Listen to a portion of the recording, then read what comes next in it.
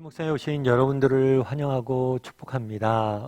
또 이렇게 하루의 시작을 하나님과 함께 할 수 있도록 허락하신 하나님께 감사드리고요. 특별히 오늘은 이번 한 주간의 마지막 날이죠. 오늘 또 잘 마무리하고 또 힘차게 주말 맞이했으면 좋겠습니다. 오늘은 애굽으로 팔려가다라는 제목을 가지고 창세기 37장 12절부터 36절까지 말씀을 좀 더 살펴봤으면 좋겠습니다. 우리 18절부터 19절까지 한번 같이 읽어볼까요? 요셉이 그들에게 가까이 오기 전에 그들이 요셉을 멀리서 보고 죽이기를 꾀하여 서로 이르되 꿈꾸는 자가 오는도다. 예, 요셉의 형들이 세겜에 양을 치러 갑니다. 그래서 요셉의 아버지인 야곱이 요셉에게 부탁하죠. 야, 세겜까지 가서 형들이 어떻게 지내는지 네가 한번 살펴봐라. 그랬더니 세겜에 갔더니 세겜이 없었어요. 그래서 사람들에게 수소문해서 형들이 도단 쪽으로 이동한 것을 알게 됩니다. 도단까지 요셉이 찾아가죠. 요셉이 찾아갔을 때 형들이 요셉을 오는 걸 보고 뭘 했어요? 멀리서 보고 죽이기를 꾀했어요. 왜 죽이기를 꾀했다고 그랬어요? 꿈꾸는 자가 온도다. 요셉을 아버지 야곱이 사랑했죠. 채색의 옷도 입히고, 그리고 요셉이 자기가 정말 하나님이 꿈을 주셨다라고 자랑도 했죠. 이로 인해서 마음의 상처도 입었겠지만 무엇보다도 시기와 질투에 빠져서 죽이는 자리까지 나아가게 되는 모습들을 보게 됩니다. 사실 어제도 이야기를 나눴지만 물론 요셉이 미울 수 있어요. 정말 요셉이 미울 수 있겠죠. 그리고 못마땅해 할 수도 있겠죠. 그렇다고 해서 죽이는 자리까지 나가게 되는 건 쉬운 문제는 아니잖아요. 그래서 우리가 정말 우리 안에 미움을 심고 있느냐, 무엇을 심고 있느냐는 중요해요. 우리의 이런 것들이 작은 것들이 쌓여서 결국에 정말 우리가 정말 가지 말아야 될 곳까지 가는 경우들이 있기 때문이죠. 그래서 요셉의 형들이 요셉을 죽이려고 했습니다. 그러자 어떤 일이 있었을까요? 23절 한번 같이 읽어볼까요? 같이 읽도록 하겠습니다. 요셉이 형들에게 이르매 그의 형들이 요셉의 옷 곧 그가 입은 채색 옷을 벗기고 예, 형들이 뭐라고 그랬어요? 채색 옷을 벗겼다라고 되어 있죠. 이 채색 옷은 누가 준 거예요? 야곱이 준 거죠.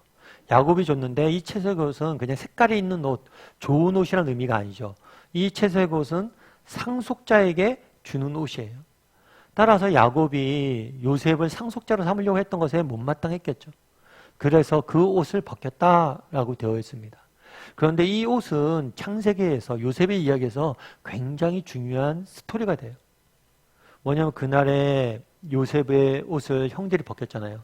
이 요셉의 옷인 채색 옷을 아버지가 지어줬죠. 그런데 형들이 벗겼죠. 나중에 애굽에 내려가서 어떤 일이 있습니까? 애굽에 내려가서 보디발의 집사가 됩니다. 집안 집사가 돼요. 그런데 이 집사가 된 이 옷을 누가 벗겨요?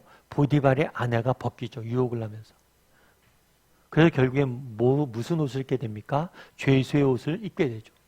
채색 옷을 벗긴 다음에 무엇의 옷을 입혀요? 노예의 옷을 입히죠. 그리고 또 노예의 옷을 벗긴 다음에 무슨 옷을 입혀요?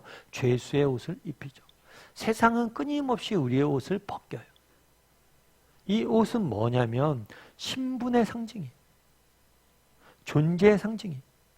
세상은 끊임없이 우리 신분을, 우리 존재를 벗깁니다. 다르게 말하면 우리 신분과 우리의 존재를 의식들 잃어버리게 만들고 그것을 벗게 만드는 거죠. 오늘도 하루 종일 세상 속에 살아야 되잖아요. 세상 속에 살다 보면 뭘 느껴요?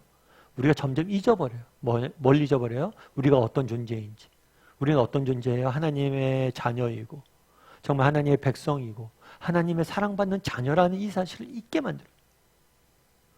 그래서 우리는 하나님의 사랑받는 자녀라는 걸 잊게 만들고, 쓸모없는 존재이고, 정말 우리는 정말 그렇게 존귀한 존재가 아니고, 세상 사람들과 똑같이 살아도 되는 존재라고 우리를 인식하게 만드는 거죠. 세상이 끊임없이 하는 일은 뭐예요? 옷을 벗기는 거예요. 옷을. 그런데 하나님은 하시는 일은 뭡니까? 그런 우리에게 벗겨진 옷들을 입혀주시는 거죠. 우리가 세상 속에 상처받고 정말 힘들고 지칠 때 하나님께 나가면 하나님 뭐라고 말씀하세요? 내가 너를 사랑한다. 너를 존귀한 존재이다. 말씀해 주시죠. 세상은 끊임없이 우리의 옷을 벗깁니다. 우리가 어떤 존재인지, 우리가 어떤 신분을 가지고 있었는지 잊게 만들어요. 하지만 하나님 앞에 나아가면 하나님은 우리로 하여금 정말 옷을 다시 입혀주시죠. 우리가 얼마나 존귀한 존재이고 사랑받는 존재인지를 깨닫게 해주세요.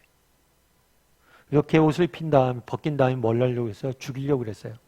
그러자 어떤 일이 있었을까요? 28절 말씀을 같이 한번 읽어볼까요? 같이 읽도록 하겠습니다. 그때 미디안 사람 상인들이 지나가고 있는지라 형들이 요셉을 구덩이에서 끌어올리고 은 20의 그를 이스마엘 사람들에게 팔매 그 상인들이 요셉을 데리고 애굽으로 갔더라. 요셉을 나머지 형제들이 죽이려고 합니다. 그런데 루벤과 유다가 이걸 말리려고 그래요. 말리죠. 우리가 왜 죽일 필요가 있냐. 그냥 구덩이를 판 다음에 거기에 묻어두자. 그럼 알아서 죽을 것이다. 이렇게 이야기하죠. 아마 나중에 다시 구하려고 했던 계획이 있어서 그랬던 것 같아요. 그런데 문제는 뭐냐면 구덩이에 그렇게 요셉을 빠뜨렸어요. 그런데 형들이 구하러 오기 전에 누가 지나갔어요? 미디안 상인들이 지나갔어요. 그래서 이 사람들이 요셉을 뭘로 잡아간 거예요? 노예로 잡아간 거죠. 그래서 이 사람들이 다시 누구에게? 이스마엘 사람들에게 노예로 팔았어요. 그러자 이스마엘 사람들이 다시 요셉을 어디로 데려갔어요? 애굽으로 데려갔어요. 그래서 노예의 신분이 돼서 애굽까지 가는 모습들을 우리는 보게 됩니다. 사실 오늘 본문에 보면 그냥 간단히 요셉이 애굽으로 팔려갔다, 노예로 팔려갔다 되어 있는데 여러분 그 당시 요셉의 심정은 어땠을까요? 요셉의 심정은 어땠을까요? 사실 사랑하는 형들이잖아요. 물론 형들과 경쟁 관계도 있었고 형들과 다투기도 했지만 뭐 우리 집안에서도 아이들 많이 싸우잖아요. 그럼에도 불구하고 사랑하는 형제, 사랑하는 형들이 자기를 죽이려고 그러고 자기를 구덩이에 파묻고 어쩌면 목숨은 구했을지 몰라요. 하지만 요셉은 그날 이미 뭐예요? 이미 죽은 거예요. 사랑하는 형들이 자기를 죽이려고 그랬죠. 그것이 얼마나 충격으로 다가왔겠어요. 그 어린 나이. 형들이 자기에게 죽이려고 그러고 또 정말 어느 날 갑자기 정말 사랑하는 아들에서 노예로 팔려가고 이제 애굽에서 노예 생활을 하기 시작하게 되고 그 삶에 무슨 소망이 있겠어요? 무슨 살 가치가 있겠어요? 그럼에도 불구하고 우리가 한 가지 기억할 것이 있죠. 그건 뭐예요? 하나님의 선한 계획이 있었다는 거예요. 요셉의 입장에서는 너무나 절망스러웠을 거예요. 하지만 이 절망스러운 상황 속에서도 뭐가 있는 거예요? 하나님의 선한 계획이 있음을 우리가 알아야 된다는 거죠. 예전에 제가 어떤 책에서 읽었는데요. 여러분 로키 산맥 아시죠? 로키 산맥. 미국에 있는 산맥, 미국과 캐나다에 있는 산맥으로서 세계 3대 산맥으로 알려져 있어요. 그만큼 산맥이 크고 화려하고 높고 또 험한 면들도 있고 그렇겠죠. 근데 이 로키 산맥에 보면 수목 한계선이 있대요. 수목 한계선은 뭐냐면 이 지역을 넘어서면 더 높이 올라가면 나무가 더 이상 자라지 않아요. 왜냐하면 바람도 거세지고 또 기온도 내려가고 눈보라도 많이 치고 강수량도 적어져서 더 이상 나무가 자랄 수 없는 그런 상황이 됩니다. 그래서 이곳을 뭐라고 부르냐면 수목 한계선이라고 불러요. 그런데 이 수목 한계선에 있는 나무들을 보면 아무래도 굉장히 여건이 안 좋잖아요. 그러니까 나무들이 대부분 비틀어져 있고 제대로 자라져 있지도 않고 수풀도 없고 그래서 이 여기에 있는 나무들은 거의 목재로선 쓸 수가 없다고 그러더라고요. 심지어 풀들도 많이 없기 때문에 저 나무에서 열리는 열매들도 많이 없기 때문에 초식 동물들조차도 주목해서 보지 않는데요. 그런데 재미있는 것은 뭐냐면 이 수목 한계선에 있는 나무들이 굉장히 고가에 팔립니다. 왜 고가에 팔릴까요? 그건 뭐냐면 세상에서 가장 비싼 명품 바이올린 재료로 이 나무들이 쓴다고 그러죠. 왜냐하면 그만큼 공명감이 좋아서 명품 바이올린의 나무들은 이 나무들로 쓴다고 그러더라고요. 참 어쩌면 놀라운 신비일 수도 있죠. 사실 그런 것 같아요. 그날의 요셉 입장에서 어땠어요? 정말 수목 나무선에 있는 나무 같죠. 너무나 인생이 큰 폭풍과 같은 것.